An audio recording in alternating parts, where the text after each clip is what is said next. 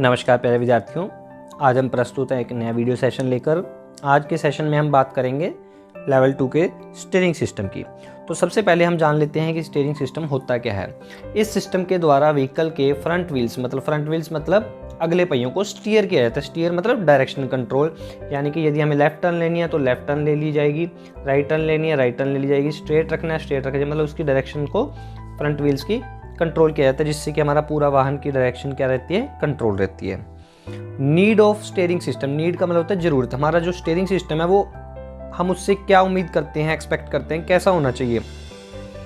तो सबसे पहले यह ड्राइवर द्वारा लगाए गए बल को, जितना भी ड्राइवर फोर्स लगाएगा मोड़ने के लिए गाड़ी को, उसको मल्टीप्लाई करके भेजे। मतलब कि यदि हम फोर्स तो कम लगाएं और गाड़ी हमारी उससे ज़्यादा बल के हिसाब से मुड़ जाए, हमें ज़्यादा बल ना लगाना पड़े मोड़ने के लिए।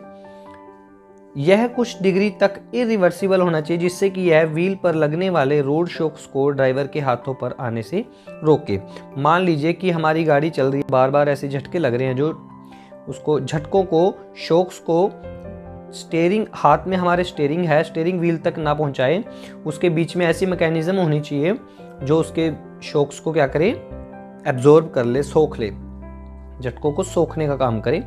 और मैकेनिज्म का सेल्फ राइटनिंग इफेक्ट भी होना चाहिए। सेल्फ राइटनिंग इफेक्ट का प्रभाव का मतलब क्या होता है, यहाँ पे खुद से राइट हो जाना, खुद से हमारा स्टीयरिंग राइट हो जाएगा, सही हो जाएगा, स्ट्रेट हो जाएगा। कैसे, आपने देखा होगा कि जब हम गाड़ी को एक तरफ से मोड़ लेते हैं, कि कभी चलती हुई देखी हो बच्चों आपने गाड़ी, या कभी बैठे हो गाड़ी के बीच में आपने साइड में देखा हो ड्राइवर चला रहा है, तो जब हम ऐसे पूरी टर्न ले लेते हैं, तो जब हमारी गाड़ी मुड़ जाती है तो हम उसको हल्का सा जब स्टीयरिंग को लूज छोड़ते हैं तो वो दोबारा से सीधा आने की कोशिश करता है, वो उसी पोजीशन में आने की कोशिश करता है जहाँ पे हमारी गाड़ी स्ट्रेट होती है। तो वो स्टीयरिंग से उसकी एक्सपेक्ट की जाती है, उम्मीद की जाती है कि स्टीयरिंग सिस्टम हमारा ऐसा ही हो कि वह खुद से अपनी स्ट्रेट पोजीशन में स्टीयरिंग व्हील है जो आने की ट्राई करे, जब हम उसको एक बार अपना जो टर्न है लेने के बाद।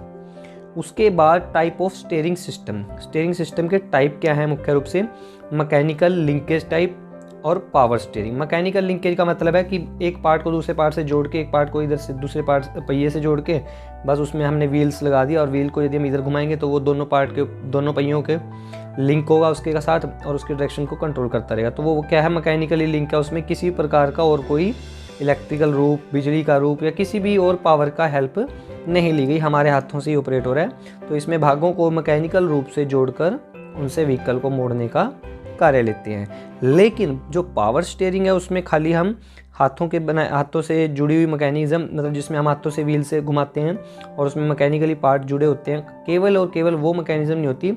उसके साथ साथ उसमें पावर को बढ़ाने के लिए हमारी ताकत कम लगे और वो आगे जाके बढ़ के मल्टीप्लाई होकर कार्य करे, उसके लिए हाइड्रोलिक फ्लूइड का काम करते हैं, जिसके कारण जितना हम बल लगाते हैं उसके साथ साथ हाइड्रोलिक फ्लूइड भी अपना प्रेशर लगाता है, और उससे हमें लगता है कि पावर स्टीयरिंग में, देखा होगा कहते भी हैं ड्राइवर्स कि पावर स्टीयरिंग में बहुत स्मूथली टर्न होती है, जो हमें लगता है कि मलाई की तरह चल रहा है steering.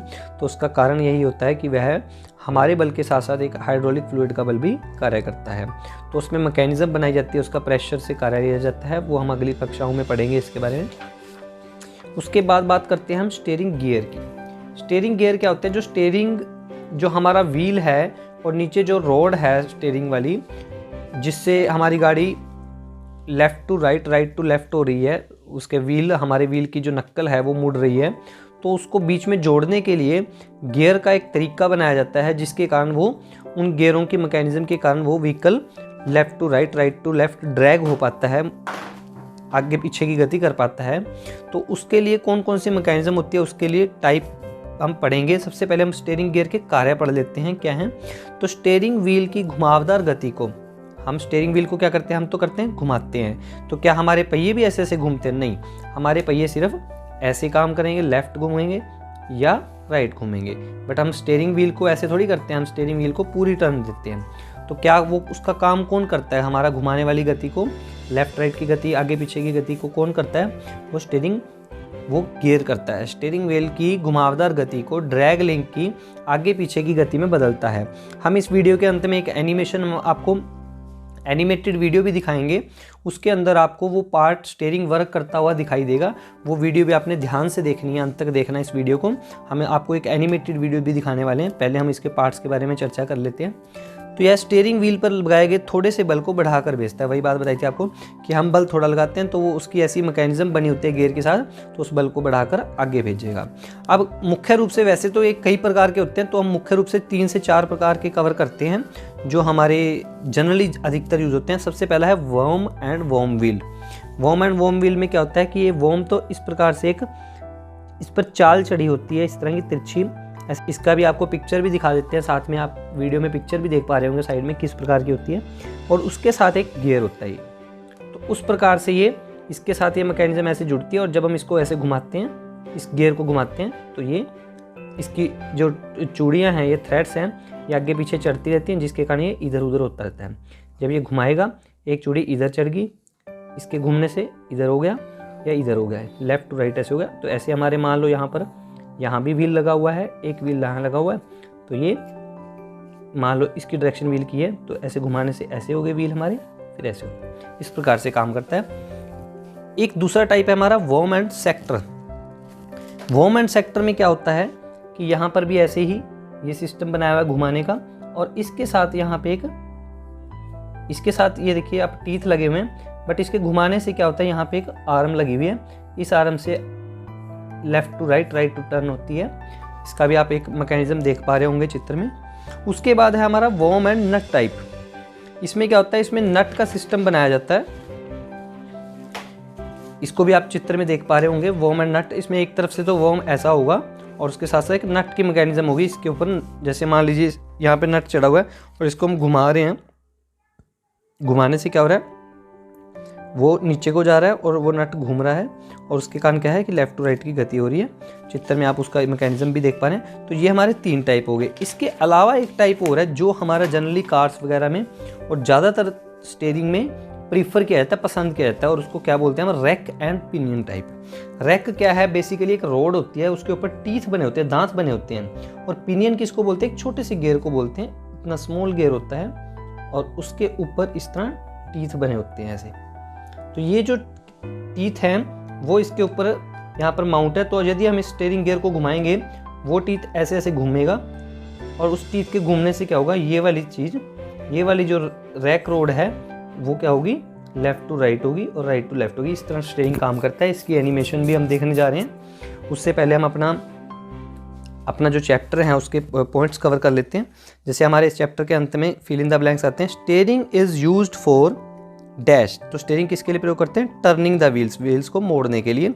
Steering gear serves dash main function. Steering gear के हमने कितने मेन फंक्शन किए थे, 2 किए थे। एक तो हमने किया था कि वह क्या करता है, घुमावदार गति को मतलब उसकी गोल गति को, स्टीयरिंग व्हील को गोलाकार गति को किस में बदलता है, आगे पीछे की गति को, और एक हमने कहा था उसके बल को बढ़ाकर भेजता है। तो steering system transforms dash of the steering wheel into the dash of the drag link.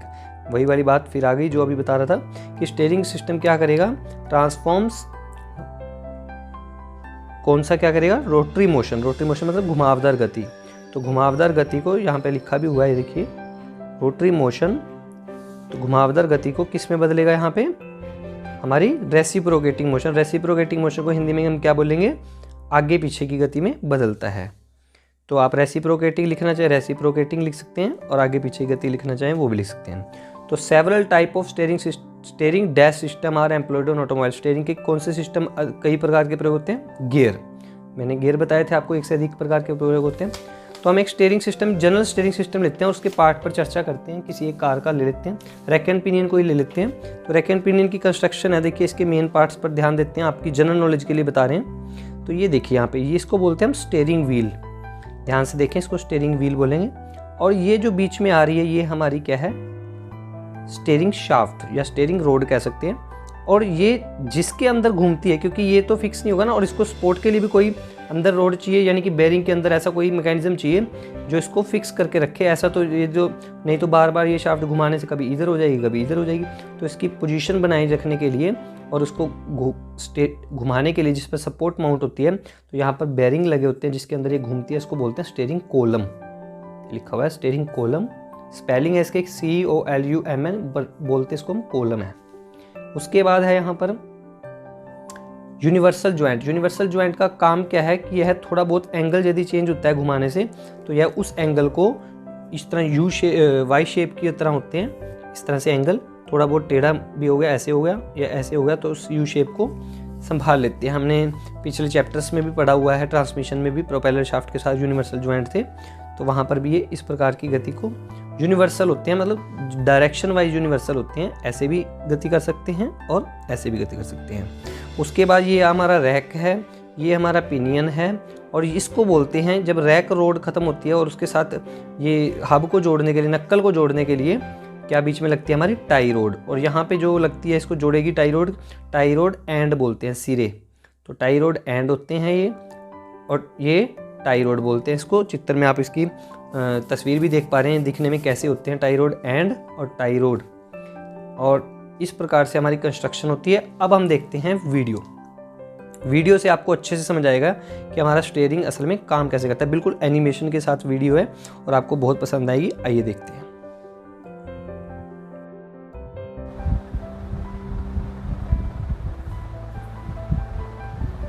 ये देखिए, ये रैक एंड पिनियन टाइप का स्टीयरिंग है और बहुत ही सिंपल कंस्ट्रक्शन होती है इसकी। ये देखिए, आपको छोटा सा पिनियन दिखाई दे रहा होगा। ये देखिए पिनियन कैसे रैक को लेफ्ट टू राइट टू कर रहा है। अब क्लॉकवाइज डायरेक्शन में भी देखते हैं हम एक बार। पहले हमने जो देखा था वो एंटी क्लॉकवाइज डायरेक्शन थी, अब क्लॉकवाइज डायरेक्शन है। तो ये देखिए बिल्कुल ही सिंपल स्मूथर कंस्ट्रक्शन है। ये देखिए रैक के ऊपर छोटा सा पिनियन गियर यूनिवर्सल जॉइंट की सहायता से लगा हुआ है और उसको ड्रैग कर रहा है लेफ्ट टू राइट। आशा करते हैं आप अच्छे से इस स्टीयरिंग सिस्टम का कंसेप्ट समझ चुके होंगे। यदि आपको फिर भी कोई डाउट्स है आप हमें कमेंट कर सकते हैं। धन्यवाद। जय हिंद, जय भारत।